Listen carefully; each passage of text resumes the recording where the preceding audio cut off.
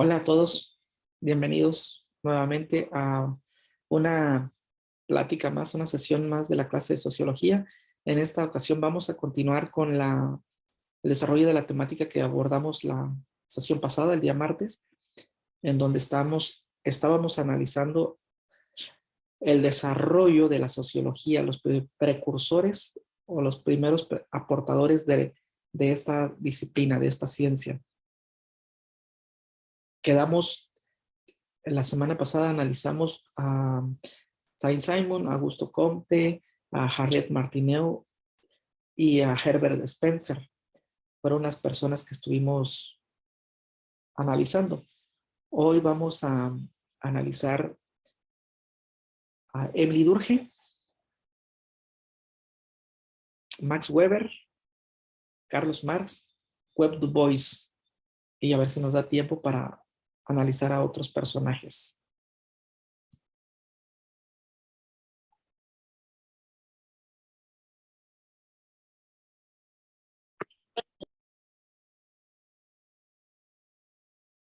Vamos a analizar a Max Weber, porque Emily Durkheim ya lo habíamos analizado en la sesión pasada.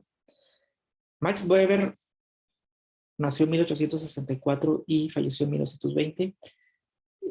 Él es considerado como un sociólogo alemán. Algunos aspectos que vamos a analizar de él son respecto a una terminología que se llama la teoría comprensiva, o más bien el concepto en alemán es el Verstehen, que vamos a ver de qué se trata eso del Verstehen y la forma de cómo él entendía la burocracia en el gobierno o en la sociedad. Bueno, Max Weber enseñaba a sus estudiantes que en su trabajo intelectual, los estudiantes o los alumnos debían emplear el Verstehen, que, que no es otra cosa más que el entendimiento o la comprensión, profundización o comprensión. Eso es lo que significa, ¿no? Traducido a nuestro español, Verstehen sería eso, la comprensión, entendimiento. Por eso a su teoría de él, a la teoría de Max Weber se le llama teoría comprensiva, porque nosotros tenemos que comprender. Pero ¿qué es lo que tenemos que entender o qué es lo que tenemos que comprender según Max Weber? ¿O por qué él les hablaba a sus estudiantes cuando daba clase en la universidad de que tenían que utilizar el Verstehen, el entendimiento, la comprensión, la profundización? Bien. Max Weber señalaba que no podemos analizar nuestro ambiente social, nuestro entorno, un objeto, una circunstancia, una problemática, con el mismo tipo de criterios o parámetros que usamos para medir o para cuantificar o para sistematizar algún procedimiento, algún objeto, que para medir el peso o la temperatura. Es decir, que no podemos utilizar medidas, patrones, procedimientos, herramientas que se utilizan en las ciencias sociales, en las ciencias naturales para poder estudiar fenómenos sociales. Lo que estaba haciendo muy claro aquí es que las ciencias sociales debe estudiar sus problemáticas con sus propios instrumentos de las ciencias sociales. Y para esto se puede valer de otras disciplinas que estudian comportamientos sociales como el derecho, la psicología, la demografía, la antropología, etcétera, porque esas son ciencias sociales. Entonces, por ejemplo, si quisiera un sociólogo, utilizando la explicación de Max Weber, que debemos utilizar parámetros referentes al comportamiento social y no al comportamiento natural, entonces si una herramienta, un procedimiento o un criterio puede ser, digamos, en psicología se utilizan los test. Hay test estandarizados para medir la inteligencia, para medir aptitudes, para medir la personalidad, que un sociólogo puede utilizar esos test como un criterio, como una herramienta para poder comprender mejor el comportamiento o la conducta de una persona. Sí los puede usar, pero porque son ciencias sociales, pero no podemos utilizar un barómetro, porque un barómetro o un termómetro son instrumentos, son criterios que se utilizan en las ciencias naturales. Eso es lo que estaba dejando aquí muy claro también. Además, Para entender el comportamiento social, decía él, es necesario o es importante aprender o comprender los significados subjetivos que la gente les confiere a sus acciones. Aquí está la clave. Esto es lo que necesitaba él que sus estudiantes comprendiéramos y que hoy, por ejemplo, los sociólogos enseñan que nosotros debemos utilizar ese concepto, es que debemos aprender los símbolos. Y no solamente aprender los símbolos, sino también comprender esos símbolos, comprender los significados de esos símbolos. En otras palabras, es comprender los significados subjetivos, lo que está detrás de la acción, lo que está detrás del símbolo, esa acción, esa subjetividad que hay detrás de mi acción o de mi comportamiento, lo que yo le confiero significado a esos símbolos. Ahorita voy a poner ejemplos. Eso es lo que nosotros debemos comprender. Es decir, nosotros debemos entender cómo ven y cómo explican su comportamiento esas personas. Vamos a utilizar ejemplos. Si yo quiero entender el comportamiento de las personas que se prostituyen, hombres o mujeres que venden su cuerpo, que algunos lucran, hacen negocio, o sea, venden su cuerpo de manera con alevosía, premeditación y ventaja, es decir, de manera dolosa, con una intención, se van a prostituir porque quieren comprarse un automóvil Mercedes-Benz, porque quieren comprarse una casa súper lujosa y se prostituyen. Lo hacen con ese propósito, ¿no? Pero hay otras personas que no se prostituyen, sino que las prostituyen o los prostituyen. Es decir, son personas que, en otras palabras, le llaman trata de personas, ¿no? Están traficando, están comerciando con el cuerpo de esas personas. Pero si nosotros quisiéramos entender el comportamiento de este tipo de personas, tenemos que aprender los símbolos que ellos manejan. Por símbolos me refiero a todo lo que está detrás de su comportamiento, como por ejemplo los ademanes que utilizan los hombres o las mujeres cuando están en algún lugar específico, en una calle o en un centro, para poder captar la atención de su cliente o su prospecto. Las miradas, los gestos que hacen, el tipo de loción, el tipo de fragancia o perfume que se ponen, la forma en que se paran, las palabras que dicen, porque usualmente no manejan palabras comunes y corrientes, tienen unas palabras que las personas que han ido a esos lugares o que frecuentan esos lugares o que frecuentan con esas personas, saben que hay ciertas palabras que transmiten un significado. Entonces, los sociólogos, cuando estudian ese tipo de personas, ese tipo de fenómenos, conviven con ellos, toman nota de cada palabra, de cada comportamiento, de cada gesto, de todas esas posturas, todos los símbolos que hay detrás, toda esa subjetividad que no se hace, algunas cosas que no se hacen evidente, que no se hacen manifiesto, ellos tienen que comprenderlo. Qué significa para ellos? ¿Qué significa que anden en tacones altos, que anden en minifalda, o los jóvenes o los chicos que usen pantalones súper tallados o que usen un tipo de prenda de diferente manera? No quiere decir que los que usen pantalones tallados se dediquen a eso, no. No estoy estigmatizando, ¿no? Eso es por poner un ejemplo. Pero puede ser que haya otro tipo de comportamiento no usual como el de nosotros. Entonces, eso es lo que tenemos que comprender. O, por ejemplo, vayamos a otro contexto. ¿Qué es lo que hace que un joven o una jovencita de un colegio, de una primaria, de una secundaria, de una preparatoria, de una universidad, sea vista como líder del grupo, sea la capitana, sea la jefa, sea la encargada del comité de estudiantil, no sé? ¿Por qué tiene tanta aceptación? ¿Y por qué es tan seguida, tiene muchos seguidores, amigos o personas que la hacen entrevista y quieren andar con ella o con él. ¿Qué es lo que hace que esa persona tenga ese éxito en ese terreno? Entonces Max Weber decía, tienes que comprender todo lo que hay detrás de ella. Entonces tienes que ver su cultura, sus valores, entender cómo su historia familiar, sus objetivos, sus ideales, sus intereses, sus valores, sus gustos, sus preferencias. Es decir, hacer todo un tipo de entrevista muy profunda, no solo en ella, sino en sus familiares, en sus amigos más cercanos, cómo la visualizan, qué habilidades tiene, qué no.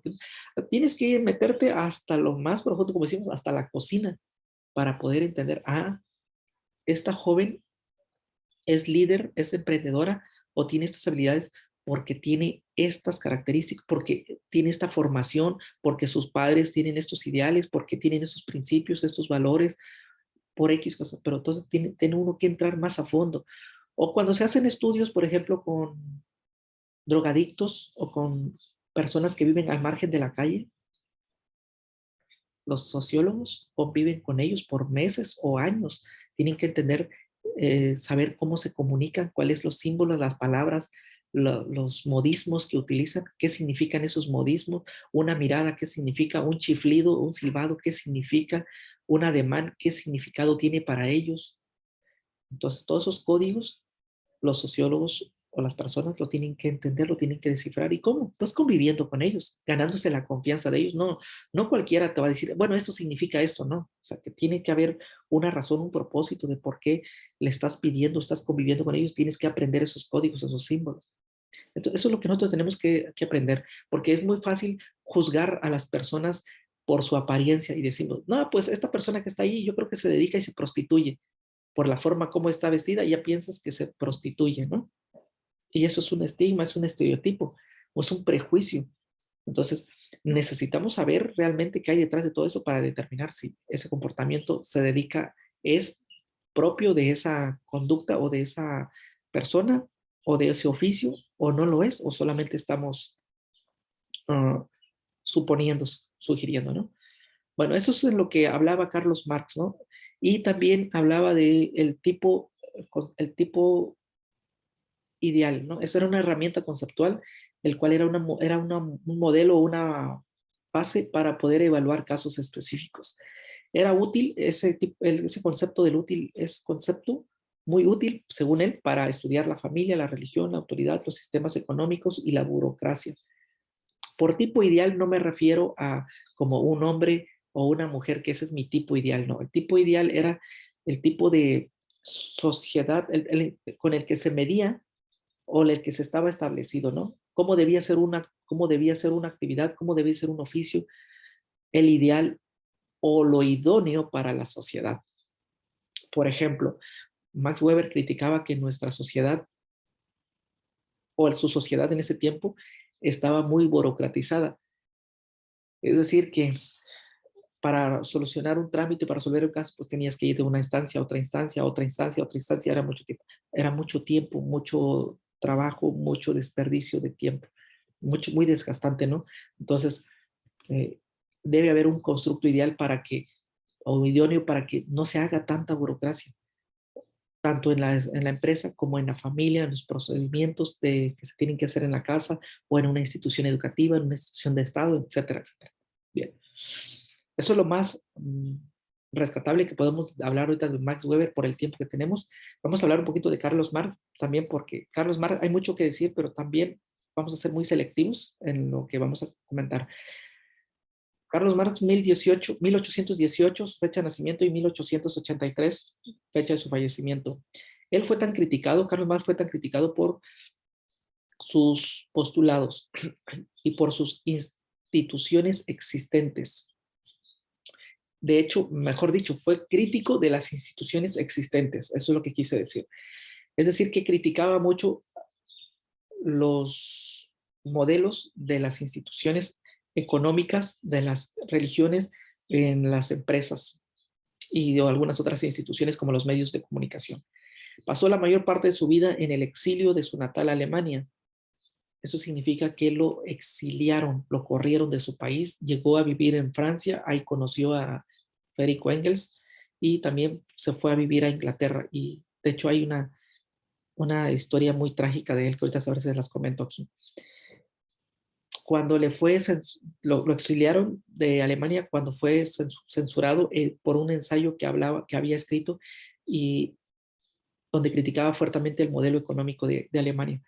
Por lo tanto, se tuvo que exiliar en Francia y allí en París conoció a Friedrich Engels y allí tuvieron una amistad muy, muy profunda y escribieron un libro que se llama, un tratado que se llama El Manifiesto Comunista. Ambos, Engels y Marx, vivieron en una época en la que la vida económica de Europa y América del Norte estaba dominada cada vez más por las fábricas en detrimento del campo, es decir, proliferaban las industrias y lo que se estaba dañando eran los recursos naturales del campo. Y no solamente el campo, sino también lo que hay dentro del campo, ¿no? La agricultura, la silvicultura, los animales. Entonces, el manifiesto comunista, bueno, dice, prepararon una plataforma llamada el Manifiesto Comunista, en la que sostenían que las masas de personas sin más recursos que el de su trabajo, por masas se referían al grupo de personas, a la sociedad entera, específicamente a los proletariados, les decían o incitaban en el Manifiesto Comunista, les incitaban a que debían unirse a los ideales de Marx y Engels para derrocar a las sociedades capitalistas. Es que Marx hacía una fuerte crítica al sistema capitalista que prevalecía en ese tiempo por el desarrollo de la revolución industrial, ¿sí? Porque eran unos monopolios, unos cuantos eran los dueños de los medios de producción. La sociedad se dividía fundamentalmente en dos clases para Marx. Esas dos clases eran las que entraban en conflicto o en pugna por cada una por sus propios intereses. Las dos clases eran los capitalistas y los obreros, los capitalistas o los proletariados, los dueños de los medios de producción y los esclavos. Así los clasificaba Marx, los capitalistas y los obreros o proletariados. En otras palabras, los ricos y los pobres, ¿no? Las fábricas eran el centro del conflicto entre los explotadores, quienes eran los dueños de los medios de producción, y los explotados, es decir, los trabajadores, los proletariados o los obreros. Marx veía esas relaciones en términos sistemáticos, Bueno, ¿qué podemos decir aquí de Marx? De lo que ya leímos. Marx es exiliado de su natal Alemania, conoce a Engels, propone un manifiesto comunista de incitar a los obreros a derrocar el sistema capitalista. También se ven muy criticados ahí en Francia por la burocracia y por los burgueses. Se sabe que Marx, al final de cuentas, fue hasta Inglaterra y que vivió en la hambruna, en la pobreza. Sus hijos también vivieron en extrema pobreza. Cosas que no parecieran verdad ser, pero en extrema pobreza. Es decir, mendigaba en la calle, llegó a no tener casa donde dormir. Con eso les digo todo. Sus ideales hasta la fecha siguen muy vigentes. Sus ideales hoy en día dio como resultado una teoría que se llama la teoría del conflicto. La teoría del conflicto es que él decía que hay un conflicto entre dos grupos, entre dos clases, los capitalistas y los pobres, por eso se llama teoría del conflicto. Esas dos clases estaban luchando cada uno por sus intereses. Los capitalistas luchaban por explotar más y más y más y más a los obreros y a los proletariados y a los explotados, exprimirles todo el jugo, toda su capacidad intelectual, toda su mano, su fuerza física para enriquecerse. ¿Ok? Para hacerse más ricos. Y los proletariados luchaban por ganarse un peso más, por ganarse un euro más. Y no solamente eso, por disfrutar de su vida, por lograr su libertad. Pero estaban tan alienados, ese es otro concepto que maneja Carlos Marx, tan alienados al sistema capitalista que era muy difícil que se pudieran desalienar. Por eso Marx les incitaba que ustedes no tienen nada que perder, salvo las cadenas que lo tienen ahí atados los capitalistas. Láncense con nosotros a la lucha, a la revolución para derrocar a los capitalistas. porque ellos pretendían, Marx y Engels pretendían que una sociedad fuera socialista, pues, o comunista, ¿no? Que en la que todos, Marx decía que cada quien se le debía pagar según su fuerza física, según su trabajo. Es decir, si tú trabajaste 8 horas y tu trabajo fue duro, arduo, se te debe pagar conforme a esas 8 horas. Pero si tú nada más de tus 8 horas fuiste a trabajar 3 horas porque eres gerente o porque eres jefe, se te debe pagar nada más las 3 horas. No te tengo que pagar por las 8 horas. Entonces ahí hablaban algo de como el concepto de equidad y darle a cada quien lo que le corresponde o lo que se merece según sus atribuciones, según su trabajo, según su fuerza física. Pero eran ideales, según muy utópicos para esa época, porque el capitalismo estaba todo lo que daba, ¿no? Y hasta la fecha, las teorías de Carlos Marx siguen siendo vigentes en que nosotros estamos alienados. ¿Qué significa alienados? Alienados significa que estamos absortos o absorbidos por el sistema capitalista, por las fuerzas de trabajo que ellos nos imponen, por los medios masivos de comunicación en los que utilizan para hacernos que nosotros seamos consumistas y consumidores de sus productos y de sus ideas. Por ejemplo, los medios de comunicación son utilizados por las grandes empresas para manipular, para idiotizar, alienar a la gente. ¿Cómo? A través de la compra de productos. Es muy común que la gente quiera cada día o cada mes o cada 2 meses estar renovando sus productos, sus pertenencias. Por ejemplo, las personas que se compran un teléfono, 3, 4 meses ya quieren pasar al otro equipo, al otro dispositivo que acaba de salir. Y así sucesivamente, ¿no? ¿Y para qué utilizan esos equipos? Solamente para redes sociales, o sea, no le sacan provecho de todo lo que pudiera tener ese equipo y solamente andan para eso, ¿no? O tener un automóvil, tener una casa nueva y andar cambiando eso, ¿no? O la ropa de marca. Es decir, nos volvemos muy consumistas, estamos consumiendo lo que los capitalistas nos están vendiendo y estamos haciendo rico a esos señores, a esas empresas, a esas industrias. Yo no digo que esté mal que las personas tengan dinero y que estén comprando sus equipos, no lo digo en ese sentido. El problema es cuando nosotros nos alienamos y estamos consume y consume y consume y consume sin saber que estamos llenando el bolsillo de esas empresas o de esos empresarios. Voy a poner otro ejemplo. En el caso de la India, en el caso de Tailandia o algunos países de allá del Oriente, no sé si ustedes lo saben, pero es cierto que allá se producen o se fabrican los tenis Nike o los Air Jordan, los Michael Jordan. Por poner un ejemplo, los tenis de Michael Jordan. Y otro ejemplo, los chocolates. Okay. Los niños en Tailandia y en esas regiones de por allá van a trabajar a las fábricas. Trabajan más de 8 horas, trabajan alrededor de 16 horas.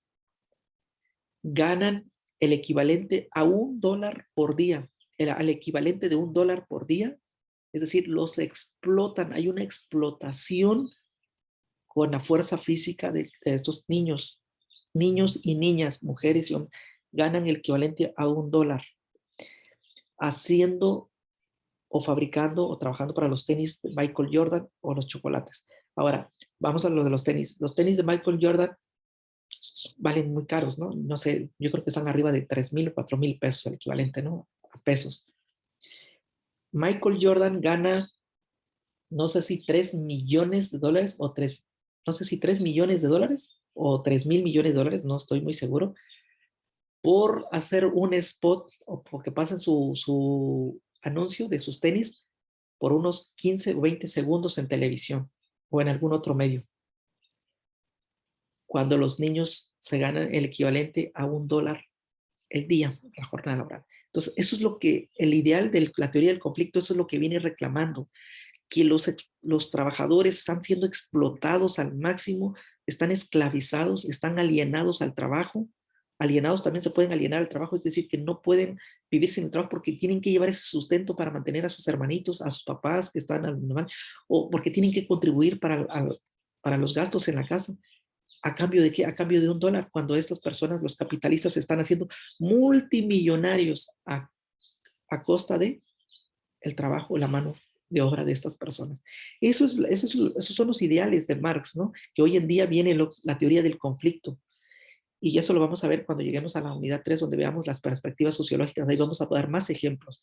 Pero y de aquí, de la teoría del conflicto, es donde surge la teoría del feminismo. De aquí, de la teoría de Marx, surge el concepto de la teoría del conflicto, y de la teoría del conflicto surge la teoría del feminismo. De aquí viene precisamente eso. Bueno. Y vamos a hablar ahorita, para cerrar nuestra sesión, de Webb Du Bois. Ok. Webb Du Bois, 1868-1963.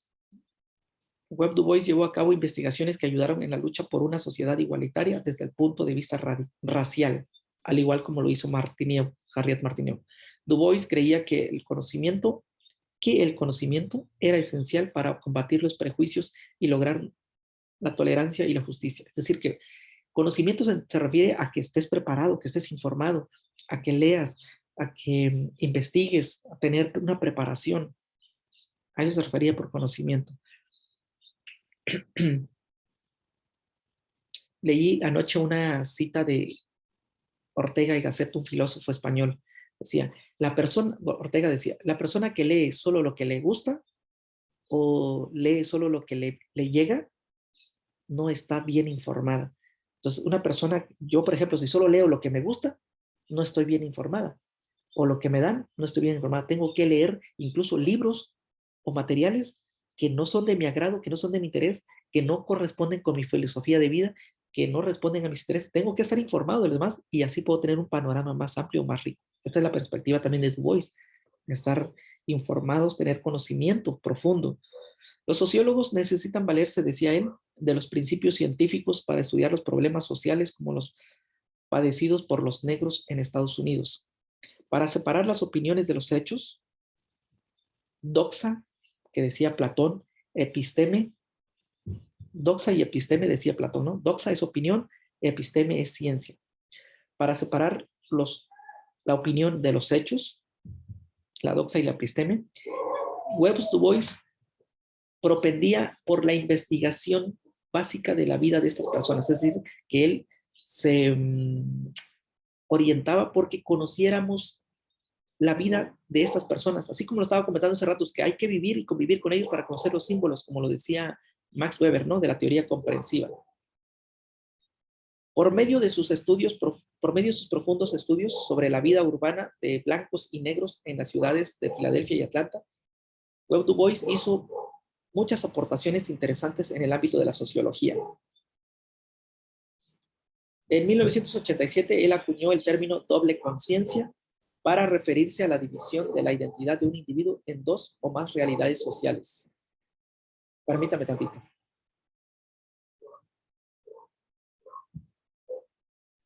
Bien, con esto estaba diciendo que lo que nosotros debemos hacer como sociólogos, o el espíritu de un sociólogo, de investigador, es que deberíamos tener conciencia de que nuestras realidades son diferentes y debemos ponernos en el lugar de la otra persona para poder entenderla. Por ejemplo, yo como mexicano tengo que ponerme en el lugar de un afroamericano, como si yo fuera un afroamericano, para poder entender la realidad que ellos viven, cómo son explotados. No lo puedo entender desde aquí porque yo soy blanco, porque yo vivo en esta realidad donde no hay opresión, donde no hay esclavitud. Pero si yo me pongo en el lugar de ellos, puedo entenderlos mejor. A eso se refería él, ¿no? Tener esa conciencia de meterse en los zapatos del otro, como coloquialmente decimos.